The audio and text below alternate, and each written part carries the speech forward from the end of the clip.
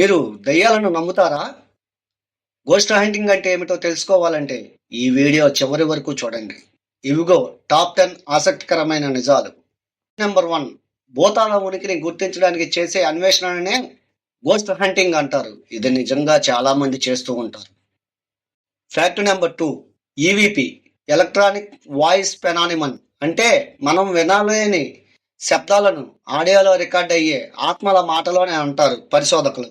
Fact number 2, EMF metre ఉపయోగం. ఈ పరికరం ఎలక్ట్రోమాగ్నెటిక్ శక్తిని గుర్తిస్తుంది.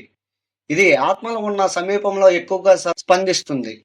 ఫ్యాక్ట్ నెంబర్ 4, చలిగా అనిపించడం.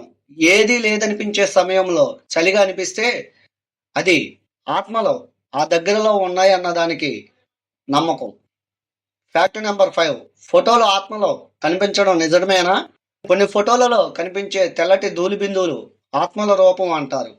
ఫ్యాక్ట్ నెంబర్ 6, తలుపులు కొట్టుకోవడం. ఆత్మలు ఉన్న చోట తలుపులు కొట్టుకోవడం, గోడలు కదలడం వంటివి అనుభవించారని చాలా మంది చెబుతుంటారు. ఫ్యాక్ట్ నెంబర్ 7, రాత్రిపూట గోస్ట్ యాక్టివిటీ ఎందుకు ఎక్కువగా?